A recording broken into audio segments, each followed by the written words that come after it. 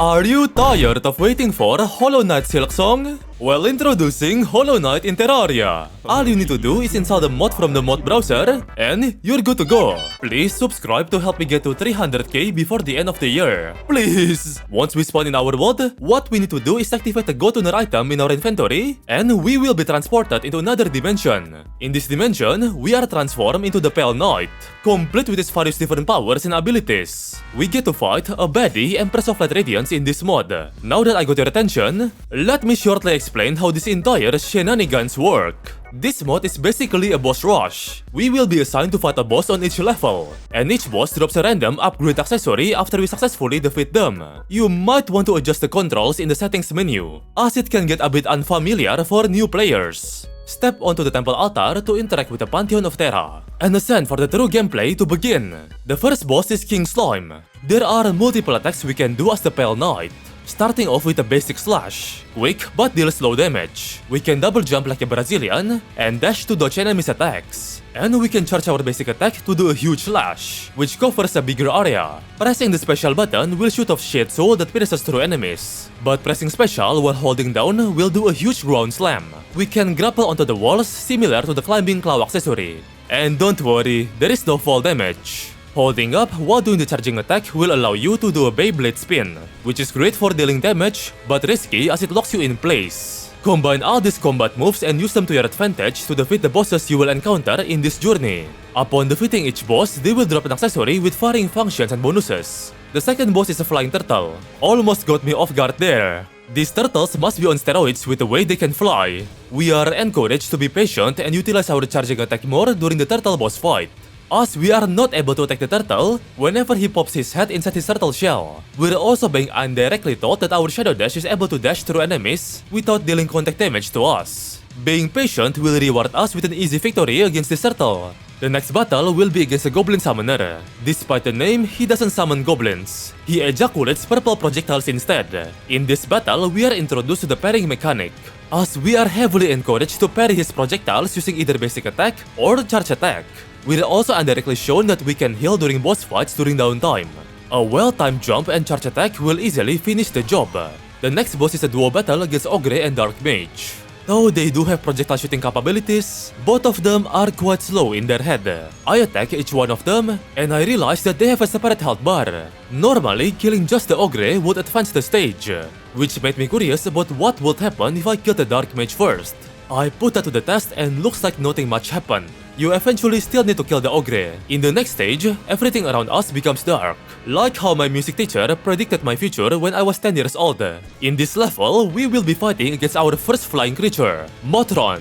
Lucky for us, one of the moves I haven't shown yet, the Abyss Shriek, is perfect for flying enemies or enemies located above us. You can use it by pressing up and special. It is the perfect weapon to obliterate flying cockroaches. Upon advancing to the next stage, looks like we get to take a break. There is nothing inside this chest.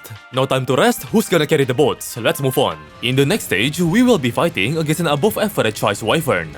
Damn, this guy must have zero personality. That is simply way too long. 4 inches is already more than enough. The longer and the bigger the body is, the easier it is for us to hit all the segments at once. Another factual scientific evidence that shows that size does not matter. It's about how you use it.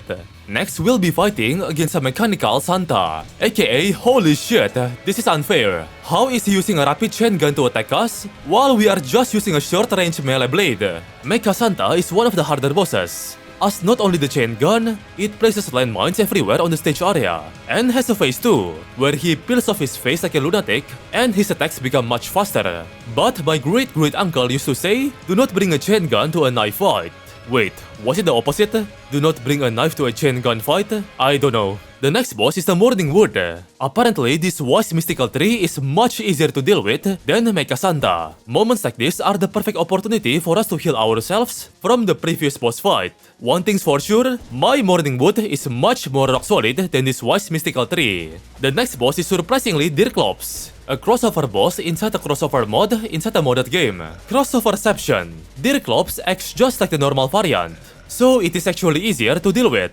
The Shadow Hands have weird AI, as they pretty much never attack us. Attacking Dirklops from the behind by giving him backshots will guarantee us victory in this level. Next, we'll be fighting against Eye of CTHULHU. Finally, an actual boss with aura. I am slowly getting corrupted with a brain rot language. I need medical help. During the beginning of the fight, nothing is too crazy or hard. The small eyeball minions give us plenty of souls, and the eye dashes are still easy to dodge. I say easy because of course, the huge eyeball has a second phase, the 4th phase. What a classic! No, not before we take a huge fat shit break to regen our HP. One of our accessories lets us regen 2 HP instead of 1, but with a slower charge time. The second phase is where the battle gets really tough, as the Eye of CTHULHU self-diagnosed himself with ADHD and starts overwhelming us by dashing extremely often. Little did I know I just drank 3 cans of Red Bull, giving myself Ultra Instinct and losing 20 years of my life. Win-win! I am joking. Your life is great. Appreciate it while it lasts. After we take a short break, our next boss is the Eater of Worlds. And you know, Terraria players with warm bosses. A combo just like Predator and Prey. Chasing the entire fight just comes naturally with the way our weapons cover a huge area, perfectly paired with the Eater's multiple long segments, ending the poor worm with a sick-looking ground slam combo. Our next objective will be the Brain of CTHULHU. The brain commands its minions to overwhelm us by getting inside our head and doing a snow bunny mind control. The thoughts of 2 men kissing will quickly snap you out of it. Phase 2 of the fight is where it gets really tough. The brain starts to create 3 illusions alongside itself and teleport randomly across your screen, targeting the player. Our objective is to find out and smack the real Brain of CTHULHU out of the 3 illusions. The problem is the speed of the teleportation and the randomness factor of it. You will never know the location of the next teleportation.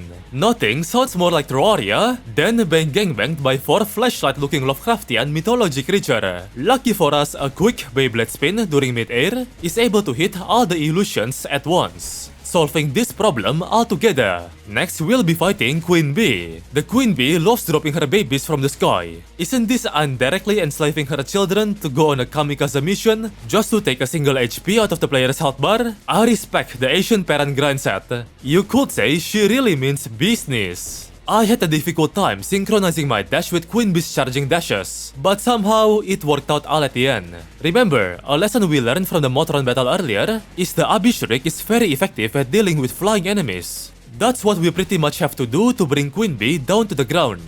Next is a very weird stage. You could say it is practically near impossible to do, as ice spikes start to pop off everywhere from the ground, leaving us nowhere to stand on. I wonder if this is actually intended. This was the stage I died most often, and had to redo my run multiple times. In the end, I couldn't be bothered and enabled God mode. I am not dealing with this bullshit. Apparently, I think you are supposed to utilize your downward basic attack hop against the ice golem so that you're constantly bouncing off the ground, similar to Shovel Knight. But considering I am not using a controller, it is quite hard to do, and I am not learning all that just for one stage. Prepare for trouble and make it double, as the next stage we are opposed against a Devil Hornet duo. Even though there are 2 of them, you could easily take one of them down first in just a few attacks. Abishrik does an amazing job at it. Yeah, let's just say more quantity doesn't mean harder, as they were not a challenge in the slightest. The same could not be said for our next opponent, the Headless Horseman. A single entity but will give you more trouble than dealing with teenagers with too much free time on Twitter. Headless Horseman is the type of guy who has no games on their phone and aggressively beats their child with a belt in front of the guest. I am holding onto the wall with my dear life. Oh god, please help. I had to muster up my courage and even took myself a few beatings here and there to be able to land some solid hitting attacks. I think my ballsack just increased 2-fold by size. Now that's finally over, our next challenge is one of the easier ones. We will be fighting against the Sand Elemental. We are immediately greeted with 3 sand tornadoes with telegraph locations each time they spawn. While the Elemental herself doesn't summon extra projectiles, she is able to summon additional sand tornadoes. It looks like we can't parry the sand tornadoes, but it's no big deal, as we can just dash right through it, ending the battle in a quick and timely manner. Next one, we'll be facing Everscream, a giant living Christmas tree, with only 1 attack, raining down a bunch of leaf spike projectiles. 2 easy bosses in a row. Must be our lucky day. Next, we will be facing against Skeletron. It acts just like the normal variant with a bit more aggressiveness. Nothing too special, but it's still fun. I can respect the fight. You want to focus on decapitating the arm and turning Skeletron into more of a vegetable. Look at the bright side. Now he can skip both leg day and arm day. Once the arms are down, he starts to spin his head like a madman more and more. steadily approaching your location. Just don't mess with that.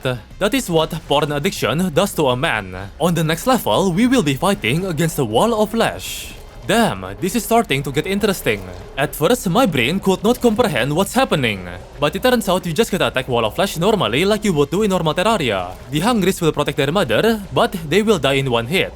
Taking them down will charge your soul meter effectively and efficiently. Though the fight looks menacing, and the wall does get faster over time, the fight isn't as hard as it looks. As our base speed combined with dashes are more than enough to outspeed the slowly approaching wall. Not to mention, our attacks are big enough in range to be able to hit both one of the eye and the mouth at once, basically dealing double damage. Are we gonna get into hard mode after we defeat the wall? Let's find out. It's the Red Nautilus. I almost forgot about this mini-boss. It is added in the Terraria 1.4 update, but it's easily forgettable because it's a hard mode Blood Moon boss. And people don't really care about Blood Moon once they get to hard mode. Unless you play Summoner, then you might be autistic. The blood-spewing projectiles and the speed of the Red Nautilus is admittedly pretty tough. Did you guys know that the Red Nautilus is based off cochlea? Cochlea is a part inside your ear that looks like a snail. This bloody snail abomination loves to aggressively circle us and spew period blood like a shotgun. But we can also circle the snail back, giving him a taste of his own medicine. Next, we'll be fighting Queen Slime. Just like normal King Slime, it is easy. We even get to heal our health multiple times. Her attacks are slow and easy to dodge. We combo styled on her like a Devil May Cry gameplay. But who knew underestimating the first phase was a mistake? I clearly have a degree in fucking around and finding out. As on the second phase, she starts to gain wings and fly. Not too scary at the first glance due to our Shriek ability, but things start to get freaky the moment her obese ass starts pounding the ground, slamming us down multiple times like a flatbread. Damn, what was that? She freaky as hell. The next stage is a bit different from the rest. We get to fight waves of enemies instead of bosses, as we'll be fighting the pirate invasion. Our objective here is to parry the cannonballs shot by the Flying Dutchman pirate ship, while also taking care of the waves of lesser enemies. Now, you could parry the cannonballs like a casual, or you could just obliterate the ship with your powers and abilities. Both works fine. Hey, I'm healing over here. Next, we get to fight the Pumpkin. Just avoid the pointy blade hands and you'll be just fine.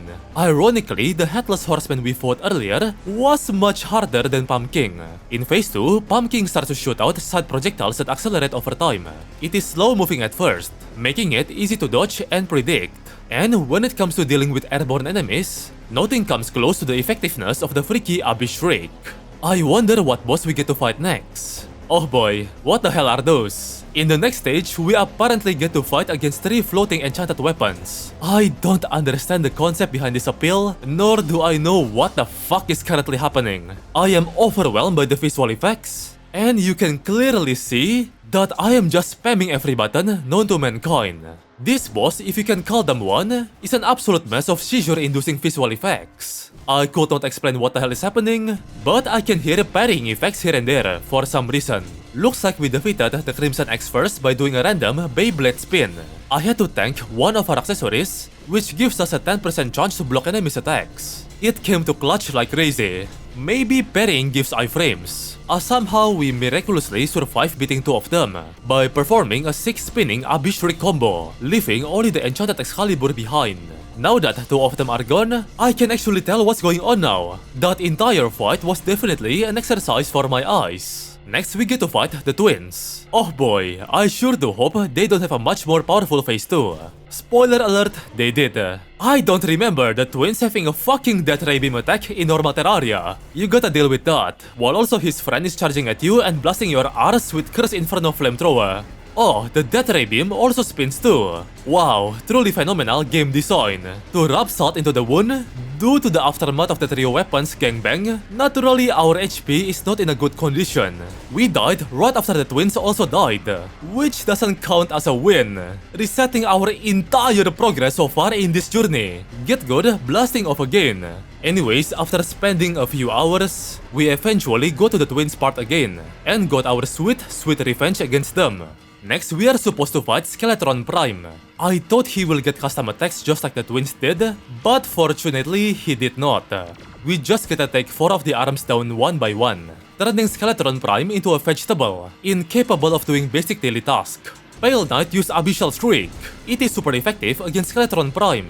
To complete the mech trio, of course the next boss we will be fighting the Destroyer. Boy, am I ready to obliterate this worm boss. My butt is clenched and cheeked up to smack the multiple segments of Destroyer all at once. I got a bit too cocky and cornered myself against a Destroyer. Well, that was an embarrassing finisher combo. But hey, a win is a win. Oh, we're in hell again.